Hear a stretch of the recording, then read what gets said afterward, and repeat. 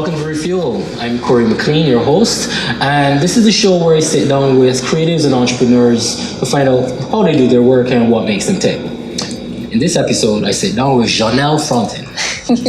Jeanelle, welcome to the show. Thank you, Corey. And as a matter of fact, I should say thank you for welcoming me to your home country. Of course, welcome to Trinidad. Hey, my second home. Yes.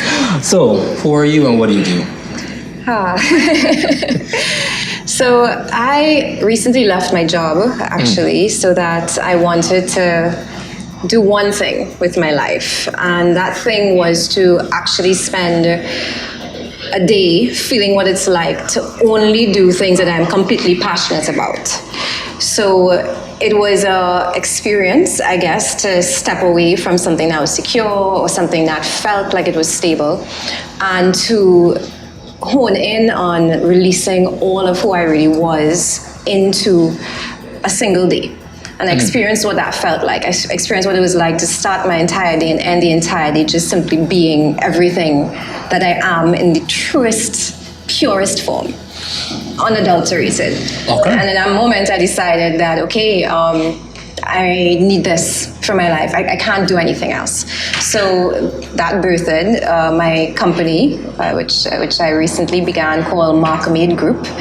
It's about making your mark on the world, and it spans a lot of creative projects. For now, the first one, or my flagship, is actually self-publishing my first fiction novel, fantasy, called The Unmarked Girl. It's one of a trilogy. Yes. Okay, so let's take a step back and ask, how did you get here? It's been years. It's been one of those journeys that you can't really probably put into words when you think about it from a place of trying to explain to someone, but I feel like a creative person, a person who's taken risk, a person who has probably felt like they keep searching for their home within themselves, may probably understand best. My journey started off actually in science and technology side of things, in engineering. I am an electrical and computer engineer to begin with as my degree. I went on to do project management in my master's, and I've worked in every field from construction and project management to used to wear Timberland boots. Yes, I still have my winter boots, my hard hat. Yeah. I have everything been on site.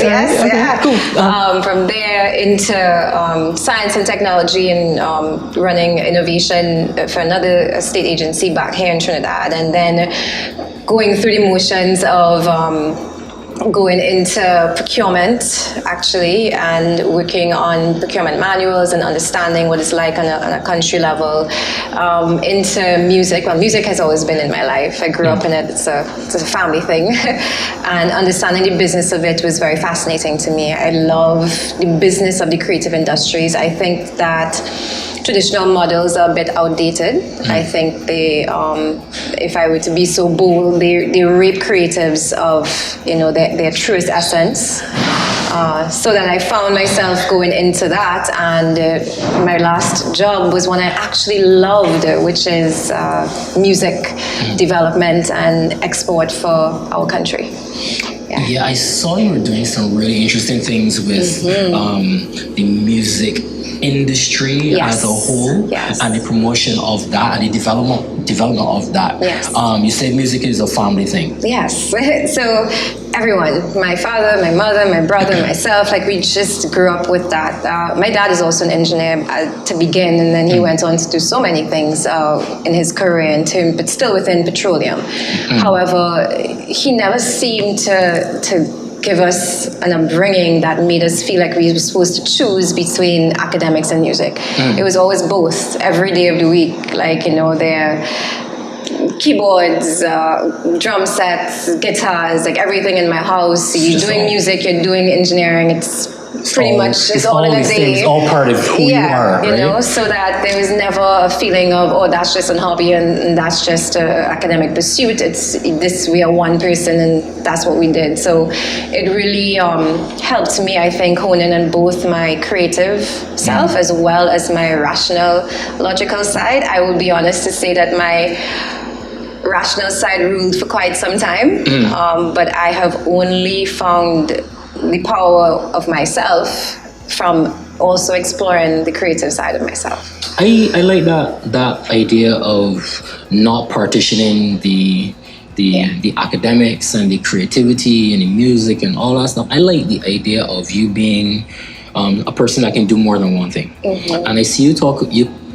say, let me get it right.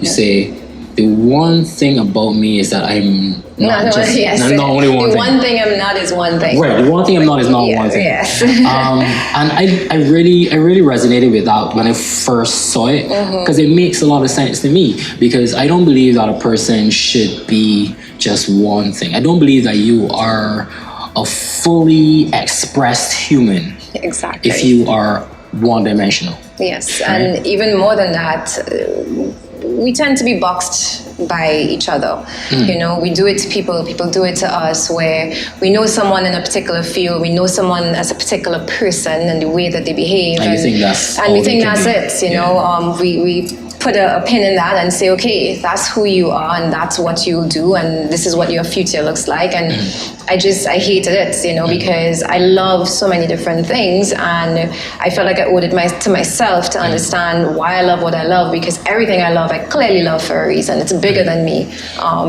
They sometimes conflict, you know, but I think it's what makes me a better human. You know, I improve as a result. I think that's the thing about balance. It's not that I don't think balance actually exists.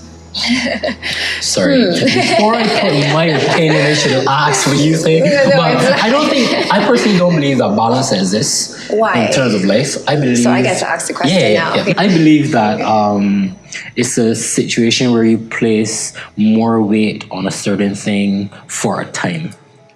Right? For example, right now I am freshly in the daddy mode. Yes. And daddy mode is... Congratulations on that. It's your beautiful wife. Yeah. So daddy mode right now is getting a lot more energy. And at one point it took all my sleep. Yes. But then the weight... Mommies know. Then the weight has to shift where, yes, I give all my energy to my son, and then I have to find myself again. So then I put all the weight back in that. And then there will be a time when I'll shift all the weight to just work for a period of time, and then it just shifts. It's kind of like a pendulum. It swings back and forth to me. Yeah. So same thing for you. You went from, you say, the rational side to the creative side, and back and forth. And it's funny that you say pendulum, because that's actually what my brain feels like. In this position now, where I've left what it would have been like to be on the business end and the policy development end of the creative industry specific to music, and to now find myself as a creative and a first-time author, taking chances like that. I see the other side of me trying to manage that side, and we go through a really interesting dynamic where, on one hand, sometimes the creative in me just wants to create, and I really don't want to hear you right now because you're breaking my vibe. And then the manager or the business part of me is like, no, there are things that we need to do, and you just need to suck it up. You know, so it's always a swing. That was the question that I wanted to ask too, because it was like, you have a unique advantage over most creatives because you've been on the other side of the curtain. Yes. You've been the person in the background pushing creative people. So now that you're on this other side and you can see what it's like, you know, so my question was like, how does that feel? It feels, it's eye-opening on one hand. I started off, I would say, when I came to the creative industries, being a creative with my folks, you know, with my family. We had our own little, you know, in gospel, our worship band that we did as a family band, and, you know, we did our own thing. But I would have left that behind when I first started engineering, because academic pursuit, and I love science and technology. So like, as I said, I don't choose. As I said, the one thing I'm not is one thing, so that I feel free to love all these different things and express them at different points in my life. when I first got into the business side of music, I was coming from a purely rational sense, because by this time your brain is a little oriented into what it takes to be an engineer, what it takes to be a project manager, to understand, especially in construction, it's really a challenge between so many different personalities and so many different sides of the industry. And to coordinate all of it and to understand how those things may work together, I was able to see the experienced project managers that I was around do some miracle type things. I brought that to the table. For the creative industry. The ability to keep so many balls in the air at the same time. And to understand what different people needed to do to coordinate, So the first band, for example, I managed was 6 men, boys into men, and really totally different personality types. Each one was eccentric and gifted, and they brought their own level of personality to the table, which most days got along really well. Other days, a little clash, a little butt heads, so that it helped. I think that helped. Going back into being a creative now, while still maintaining the business side of this, because I am self-publishing through my own company, for example, it feels as though I finally understand the full coin rather than just one side. Right. Like I know how to spend it, and I'm saying this, as I mentioned to you when we first chatted, while I now jump off a cliff, that I'm going to try to find my wings, not on the way down, but on the way up. I like it. Okay, all right, cool. Yeah. So I was first introduced to you during your time with Music TT. Yes. And then kind of just, looking at your social stuff, and your postings started taking a different tone. I said, hold on. Hold on. Something is going on here, and it's only you confirmed it to me recently that you did in fact leave. Yeah. So to then start to work on the book. Yes. So then my question to you is, why? So I think everyone has this point in their lives where they're almost certain that they're hearing this still small voice that's guiding them in a certain direction. Some call it, God speaking to them. Some call it universal guidance. Whatever you may see it as, there's this feeling that you get, and it begins to gnaw at you just a little. It starts to come, and soon it starts to be your dreams and your day, and it starts to consume your life, and you reach a point where you kind of have to decide, is this what I want to do? And it's not about if my job is what I want to do, is this, as in listening to what is a irrational, still small voice that you could never really prove or quantify to another human being. Yes. Is this what I want to do? Do I want to be the crazy person? Do I want to be that naive child, whose inner child has now just been let out and is running free and screaming up and down the place because, oh my God, freedom, am I going to be that person? And I love my job, so it's not even a situation where I could have given myself an excuse, well, I don't like this and I don't like that, this is horrible. I have the most amazing boss, just the people that I work with, it's a small knit group, but very brilliant, amazing people, and the projects we're working on are just country changing, the things that I felt like I was finally making an impact with my life, and then the still small voice begins. So that's the thing. When I realized that's what was happening. It's to you, yes? To me, actually, when I realized that what was happening to you, I felt like this woman is my spirit animal because that's exactly what happened to me, right? Okay. So, like I said, I'm an entrepreneur. I start business, and so same thing. I was in a box for longer than you. You did Music TT for 3 years. Yeah, three, a little more. I was in it for 9. All right, so I started business, ran it for 9 years. People knew me as that, right? So 10,000 hours, I was in it, right? Expert. And I was in it. And then it came a point where I couldn't ignore that I needed to do something else, right? How did it begin, if you don't mind me asking? What was the moment that you became aware consciously of this? It was kind of an itch, but I realized I was actually driving. So I was driving and just you're playing a day in your head, and I was just thinking of like, I'm in a situation where the creating has been done. Like, yes, you run a business, you're doing creative things all along, but there's something about that point of genesis where it's all unknown. And that's the scary part, that's the part that people don't like, people don't enjoy it. But it's something about it where that is where all the energy is. It's like, you're fueled. Exactly. A star being born is that point where so much tension and it's so explosive. That happens only at the beginning of a business or the beginning of an idea, but it doesn't happen, as you have a mature business. And it was like of that point where, this tension in that idea that happened in somebody's head and then was developed in that instance with the CrossFit Games.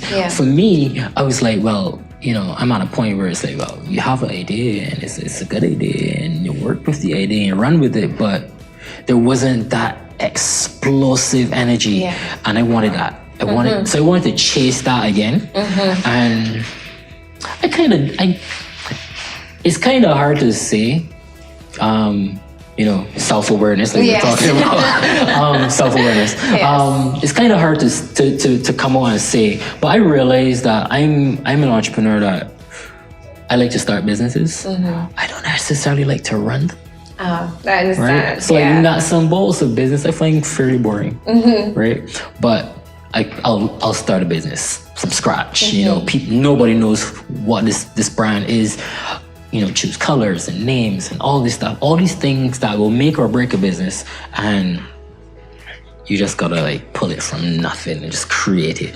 That crafting, that's my fuel. It's an adrenaline. It gives you, but it's not adrenaline that just wears out after a while. It sustains you enough to bring it from the intangible, fate-filled realm into something that's real, something that people can see and experience. That's deep. That's deep. That's deep. Where did the book come from? So I would have gone through, I guess, some situations a couple of years back, and my brain has this way of writing stories around things that are happening to me. I would say that when it comes down to this particular piece of writing or this work, I can't really explain it because I believe that just came from the source that there is. I was having a conversation with a good friend for the first person I told about it, one of my best friends, Shane, and it was not there, and then it was there. It just happened. It just happened that the story unfolded, and the different things that elements, which obviously I wouldn't get into too much, but it's a general conflict between what is light and what is darkness. It is exploring that from a purely imaginative point of view because it is a fiction fantasy story. But I have layered it with as much depth in the messages as I possibly can, so that people can perhaps resonate with it, even if on a subconscious level when they read it. I would say that it's my first self-exploratory work, but I was very shy about the fact that I was even thinking to write a novel because it just seems so far removed from, business me, person that's in that zone of making stuff happen for everybody else. It was far removed, and I was pretty shy about the thought of it because unlike the real world, my imaginary world is actually my most personal thing. Like, you know, you're telling someone the things that you make up in your head about stuff, you know, and you're putting it on paper for everyone to read, and they're going to be like, wow, like that's what goes on in your head. It's like, a little vulnerable. Right, yeah, right, you know, right. So instead of shocking myself through the process, I committed to doing my own very personal blog, you know, on my social media, which you'd see the Peak by JF thing that I do at the end of it. Right. And I told myself that I am going to train myself 2 years what it's like to write personal thoughts and put them out there, regardless of what anyone felt. Because if I can't reach that place where I feel comfortable with this, there is no way I can put my very personal imaginary world out there. And it helped. It took a lot. There's this quote I saw recently that basically said that your level of success is really dependent on your level of self-development. And I would say that I could not have written this book before I had done and walked the road that I have walked to be at the point that I can actually let it out now. So, okay, so you talk about the book that wasn't there and then it was. Yes. Was. So in general, what is your creative process? How do you go about being creative? Left up to me, I would probably mosey along, as in me, the creative. I'd probably mosey along this stream, and I genuinely enjoy getting lost in the writing process. I feel as though the same way someone feels maybe when they read a book or when they watch a great movie and you get lost into it, I feel as though I can lose myself there, and I love being there. I love being in that world and seeing things through my protagonist's eyes or through different characters that are in the novel.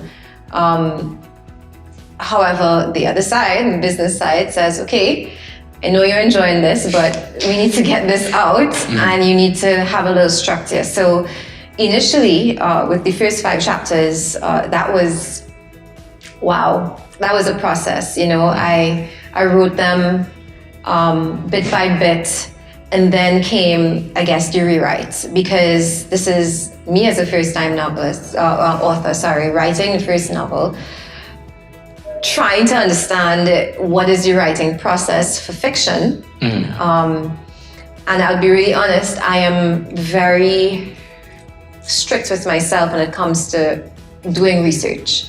So I would say for about a year before this, I would have done research on everything around what it means to self-publish, what it means to have your work published, what it means to write a novel, little courses, little things that I could do online, everything to build up my skill set.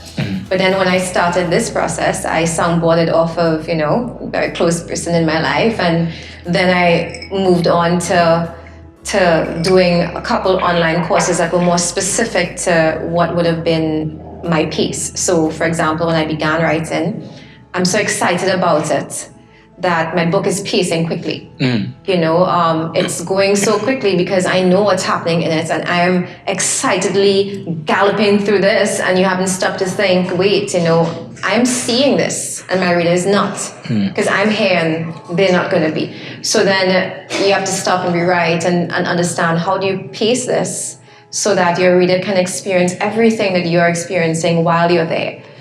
It was intense.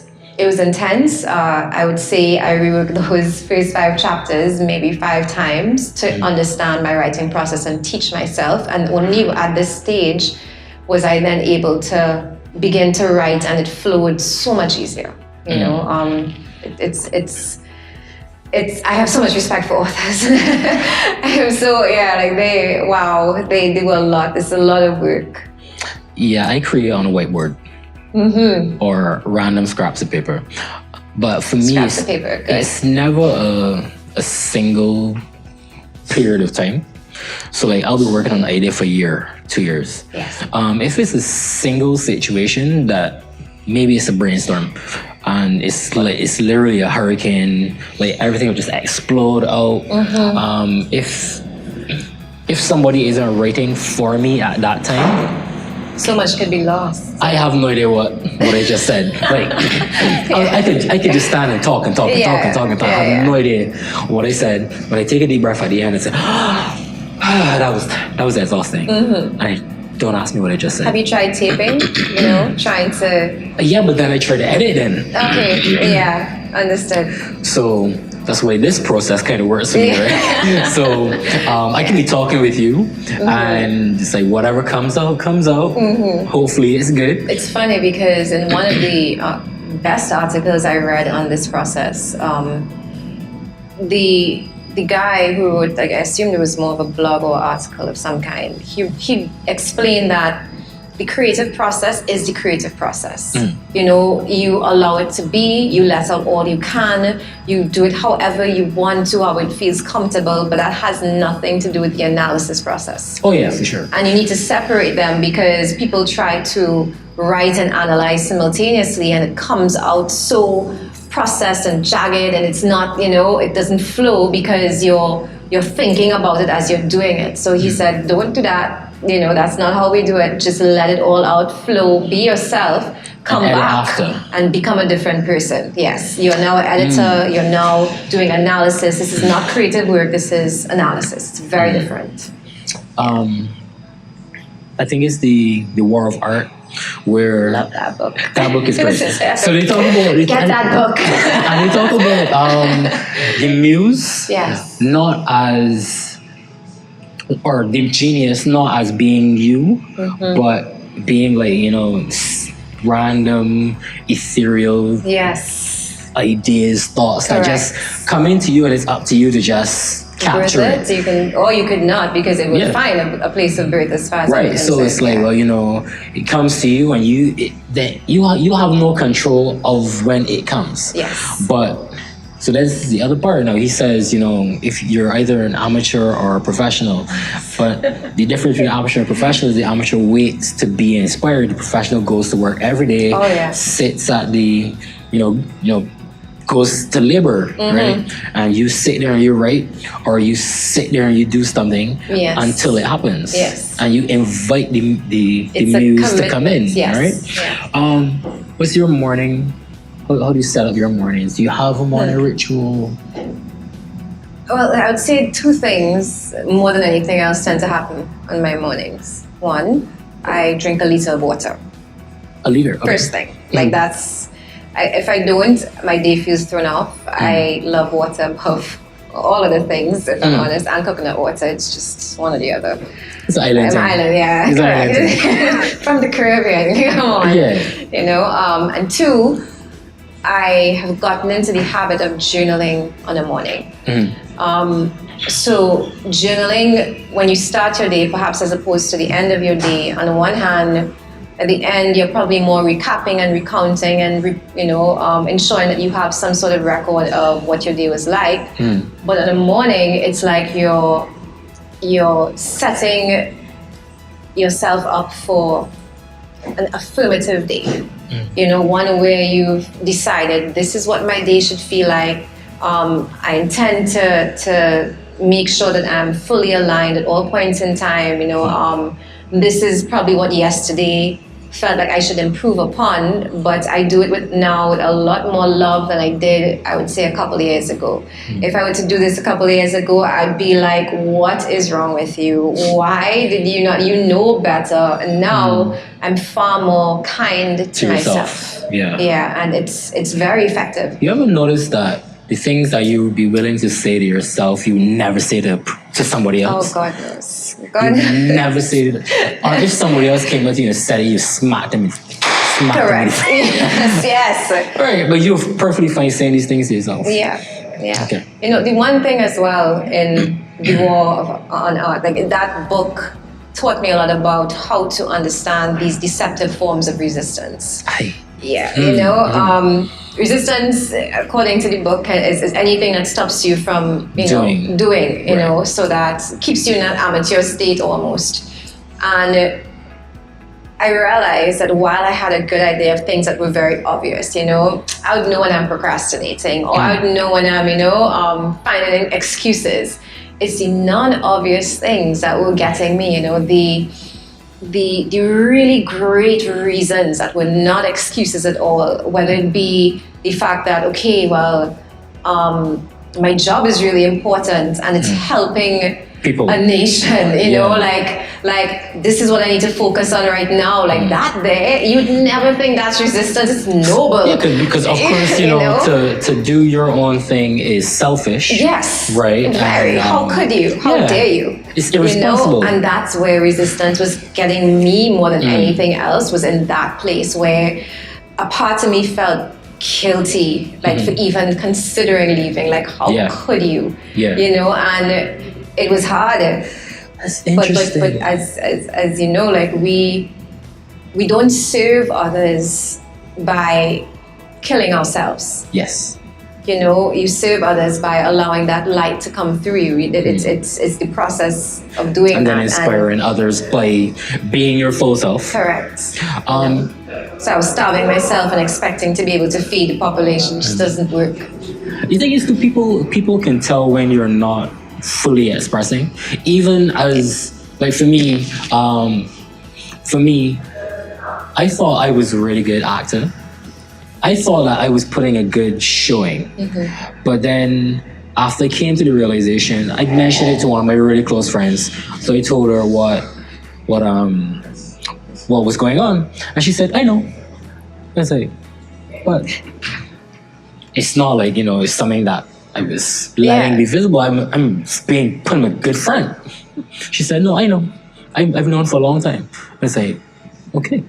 Wow. And like your really close friends, they know. They will, like, if they're actual friends, not just people that are just warm bodies in your life, they'll know. So yeah. So your mornings, you drink all the water in the world. 1 liter, yes. And you journal. And I journal. I think that those are the two things above all else. I mean, I try to commit to doing some kind of cardio. I would try to commit to making sure I start work as early as I could, or you know. But I found that the two things that remain consistent no matter what's happening are those two things. You know. I'm very big on routines and rituals and stuff like that. My mornings, incidentally, don't happen the same way every day. So, but I'm always up early. Some days earlier than others. So, say it's a day that I'm either running or training in the gym, then I'll be up at like 4. If it's the day that I'm coaching at the gym, I'll be up at 4. If it's the day that I'm actually home, I'll be up like 5:30, going 6. Because I like to watch the sunrise and that kind of stuff. Oh, you're one of those. Yeah. Okay. I mean, what does it do for you? To watch the sunrise? As opposed to a day that you wake up and you haven't done that. Does it feel different? It does. It's like, I like to take back to pace again. I like my mornings to unfold slowly. Understood. Like, I don't understand people that you can be up at 7 and be at work for 8:30. Yeah. It makes no sense to me. It takes me 2 hours to wake up, right? So I'll get up and I'll, you know, just go outside and watch the colors change. So it might be, if I'm home, just standing on the patio, just watch the colors change, the birds and all that. If I'm running, I'll do the same thing. So I'm running and I watch the sun rising and the birds, because these are things that people generally don't see because you're rolling around snuggling into your pillow. Yeah. So I do that for sure. A little meditation of some sort. I say of some sort because it's not always that you sit cross-legged, you know. No, there's so many different kinds of meditation. Right. So like me. Were you always able to meditate? Like, I'm asking because I found it so difficult when I first started. I had to learn. Okay. So. What was the challenge? The challenge is what most people find the challenge to be. I can't silence my thoughts, right? But then you realize, over time that it's not trying to silence the thoughts. So the analogy that I like is like, if there are ripples on the water and you try to stop the ripples, you're just causing more ripples. Right. But if you just let the ripples go, give them no attention, they eventually go away. Yeah. Right? When I first, I was very resistant to that. Because I felt as though my brain is what it is, and I'm not interested in trying to get myself to pause. Like, I was anti anything that wasn't caffeine related. So things that slow me down. But so caffeine, right? Another thing we bonding on, right? But for me, one of my kinds of meditation is my coffee ritual. Really? Yeah. So now my coffee ritual is about as long as it takes, because grind my beans fresh by hand. Wow, what? By hand. Technology, guys. Yes, no. So that's the thing. So this is the meditation part, because now it's about being present in the moment. Even in grinding your own coffee Especially beans. in grinding my own coffee beans. Okay. Because I have to make sure all the coffee is ground, so I have to take my time, and I like listening to the beans cracking, and, oh my God. and I have to be in the moment, right? So I might like put on like something to listen to, something motivational at the same time. What do you listen to? I'm very big into Abraham Hicks, incidentally. Abraham Hicks or Les Brown, or if it's a day when I really want to get like hype, E.T. the Hip Hop Preacher, C.P. Fletcher, you got it, Raw. get off the coach, you piece of, right? Got it. Right, so some days, different things. So you really are an extrovert. This is intriguing. It really is about who you are on that day. Yeah. So same thing with meditation. It's like, what body are you showing up on the mat with today? As opposed to forcing yourself to say, I was more flexible yesterday. It's like, no. Yeah. It's like, who are you today? Come into yourself, check it out, and work from there. Yeah. Right? So same thing, kindness the to yourself. Is a sort of a process like that, where kindness I release things that I felt weren't too great, and I try to attract things that I believe I want my day to feel like, and it goes through that. And it's a little bit, I would say, how to meditate. It took a while, but I, similar to your illustration, for me, I use the whole waves on the beach vibe, where I would feel the thoughts all rushing. The ebb and flow. Yes, and I say, okay, don't act up. Just they will flow right back out if you let them, and I just allow that to happen and gently push them back out with the tide, and it feels a little better now. And I would say that at the end of that process, I feel so like light, and you do any specific breathing style? I try to. So I have a Fitbit, no plugging or anything, but it there's a particular app on it that is relaxation. So that it teaches you how to breathe. It has like a sort of vibration aspect to it and a circle that you follow. And it really ensures, because without that, I'd breathe as deeply for and hold as long. But I find that with it, I am able to do a lot more deep breathing and slow breathing, and it's a little more rhythmic in nature. So that beyond that point, once it stops, like I do it for the first 2 minutes and I just let it go, and I go on for as long as I personally feel like I'm already in the pattern of knowing, how to breathe and how to be slow, and just take my time, which because it's so anti my need for go. Yeah. I feel in the vibe. So this is you. We're talking about growth, right? So if you were to give advice to your 16-year-old Jay, what would you tell her? This is gonna sound strange, but I would let her be exactly what she was. My teenage self is the person that I am trying to return to. Okay.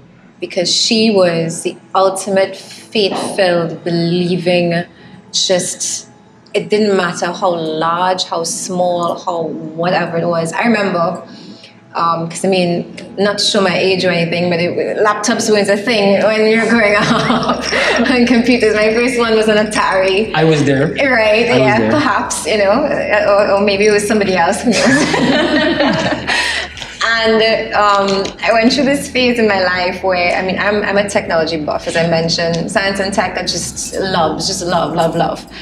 And my parents were not the backward type, they were the forward type, in the sense that we as the kids, my brother and I, would not have access to the technology they had, because they were always in state-of-the-art mode. So if you were to go to my house in South now, it's like my parents. Oh yes, big up South every time. Okay. There's just no other place better in Trinidad and Tobago. I'm so sorry, guys. But yeah, it would be laden with technology. Every form, newest iPad and iPhones and this and that, and everything that you can think of, they have it. From cameras, video cameras, just the whole works. They are just techies, but they didn't like their kids trying to, probably take and destroy or take advantage of different things, expensive things, right? So for example, and they also were very protective, because it was an age as well where the video game industry was becoming huge.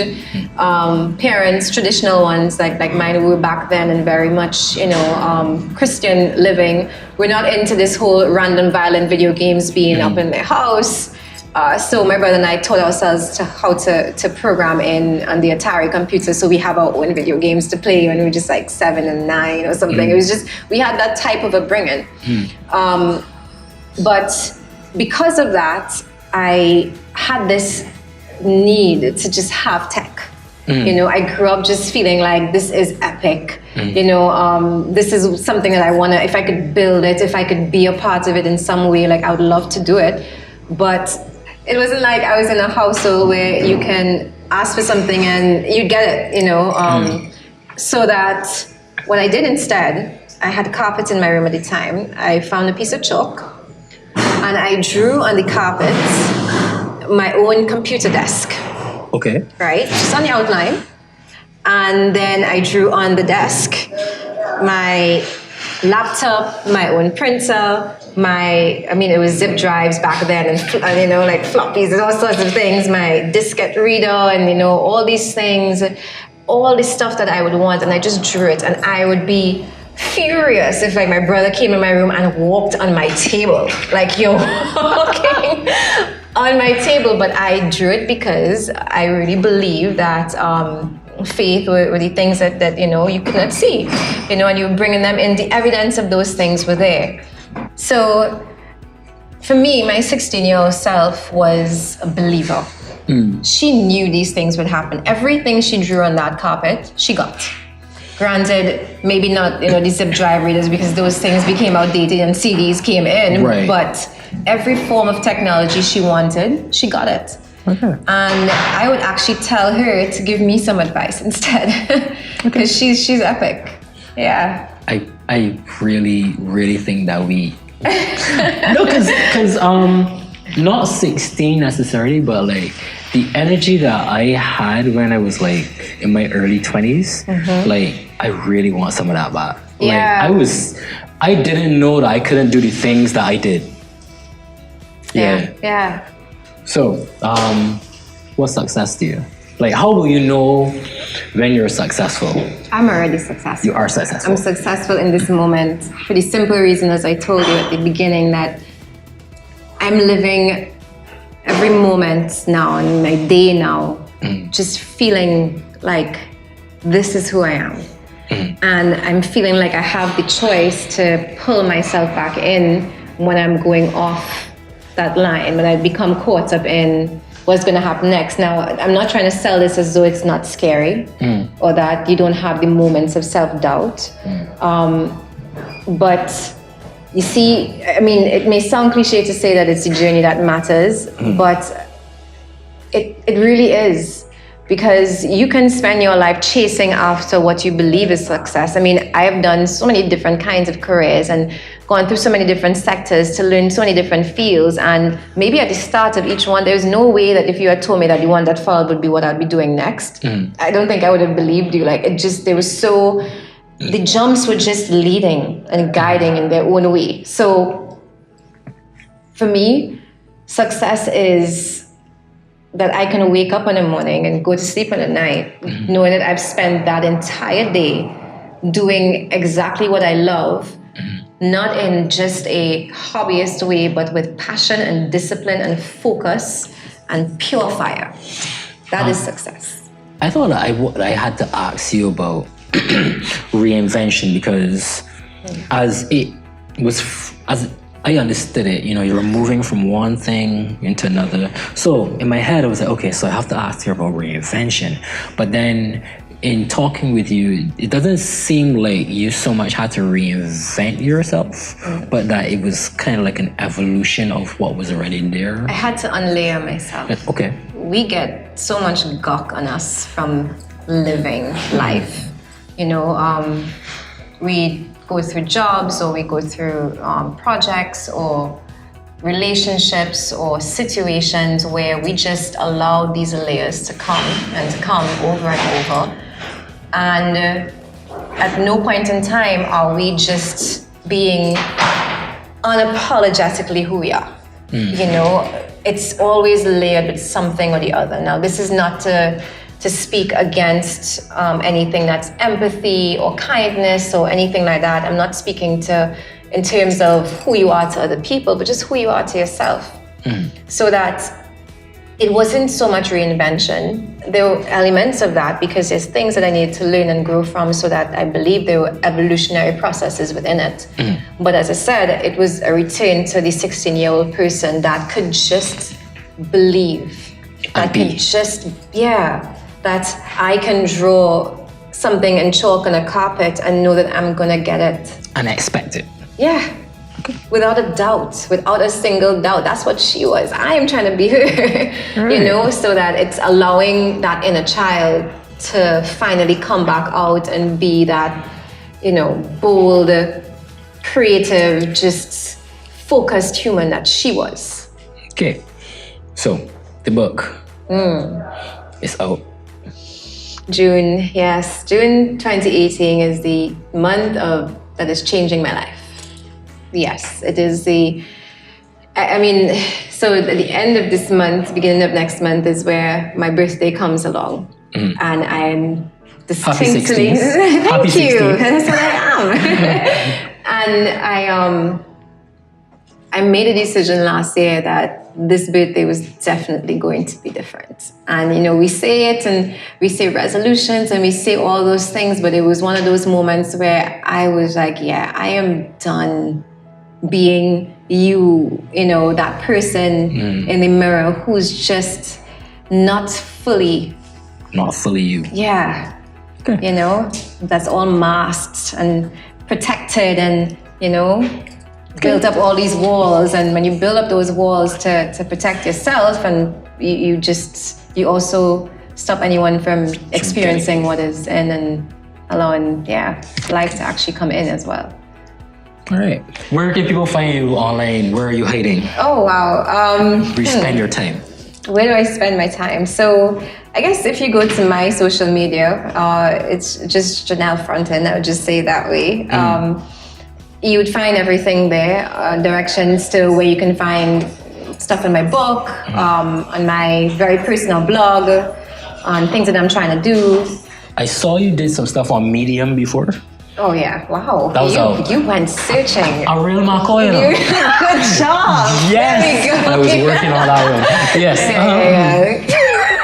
Pretty good for a Asian trying to pull off the Trini accent. Not bad. Okay, not